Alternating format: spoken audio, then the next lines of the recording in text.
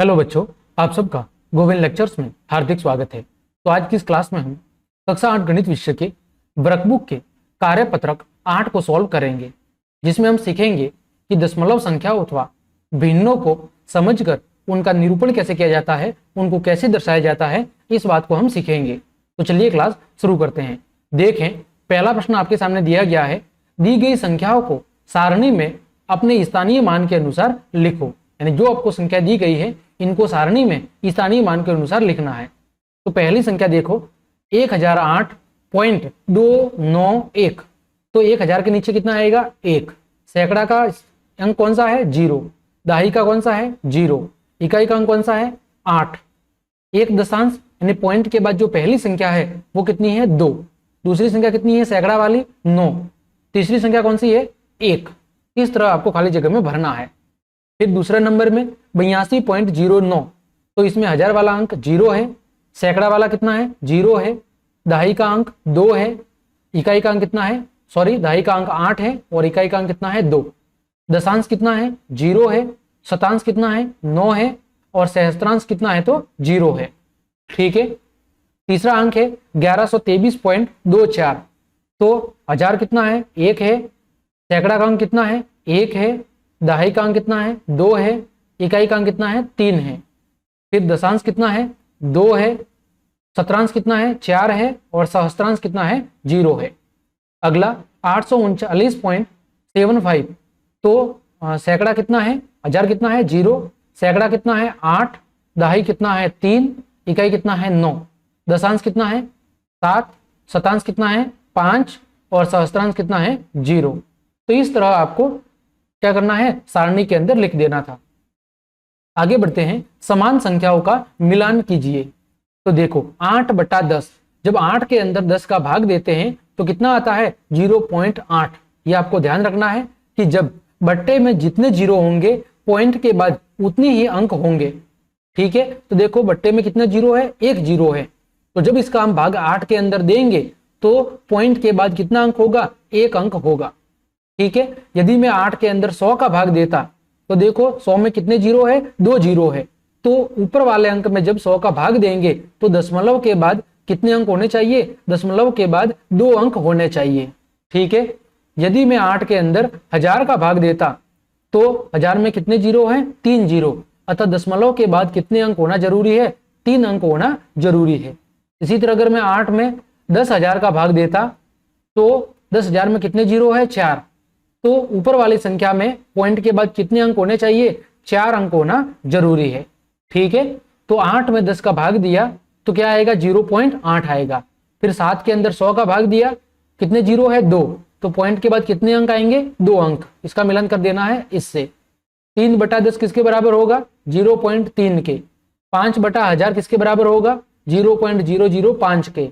4/10 किसके बराबर होगा? 0.4 के। आगे बात करते हैं एफ की। लिखा हुआ है 2.09, यानी पॉइंट के बाद कितने अंक है? पॉइंट के बाद 2 अंक है। मतलब इसके बट्टा में कितना संख्या होगी? बट्टा में 1 के बाद 2 जीरो होंगे। तो इसका मिलान कर देना है इससे।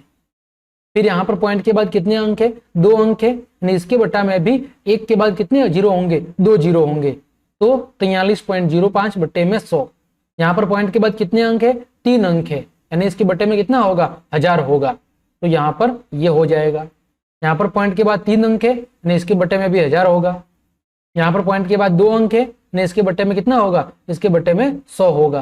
तो इस तरह आपको मिलान कर देना है। आगे बढ़ते हैं, प्रश्न संख्या 2।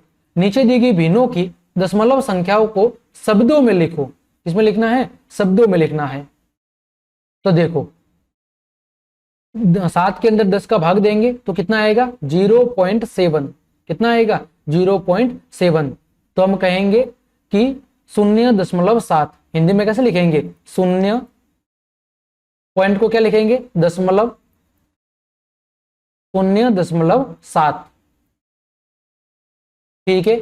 फिर 35 में 10 का भाग देंगे तो 0.35। तो हम कैसे लिखेंगे? 0 दशमलव, सॉरी, यहां पर भाग में क्या है? 1 जीरो है। तो यहां पर जो संख्या आएगी वो कितनी आएगी? वो आएगी आपकी 3.5। कितनी आएगी? 3.5, क्योंकि यहां पर 1 जीरो है तो दशमलव के बाद भी एक अंक होगा, तो इसको हम लिखेंगे 3.5। क्या लिखेंगे? 3.5। ठीक है, आगे 2/4, तो 2/4 को कैसे लिखेंगे? 1/2, और 1 के अंदर जब 2 का भाग देंगे तो कितना आएगा? 0.5, तो हम लिखेंगे 0.5। क्या लिखेंगे? 0.5। फिर 4/5, तो इसको हम कैसे लिखेंगे? इसको हम शब्दों में लिखेंगे 0.8। क्यों? देखो 4 के अंदर 5 का भाग दोगे तो 4 के अंदर 5 का भाग तो जाता नहीं है, तो यहाँ पर 0 लगा देंगे, तो यहाँ पर पॉइंट लग जाएगा। फिर 5 × 8 = 40, तो कितना होगा? 0.8। क्या लिखेंगे? 0.8। ठीक है, चलिए आगे प्रश्न संख्या 3। नीचे दी गई दशमलव संख्याओं को भिन्न में बदलिए। आपको किसमें बदलना है? भिन्न में बदलना है। तो देखो क्या लिखा हुआ है? 7.9, यानी पॉइंट के बाद एक अंक है, यानी इसके बटा में कितना होगा? इसके बटा में 10 होगा। फिर पॉइंट के बाद 2 अंक है, यानी इसके बटा में कितना होगा? इसके बटा में 100 होगा। फिर यहाँ पर पॉइंट के बाद 3 अंक है, यानी इसके बटा में कितना होगा? इसके बटा में 1000 होगा।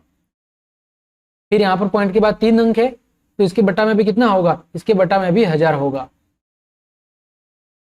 ठीक है, तो इस तरह आपको निरूपण कर देना है।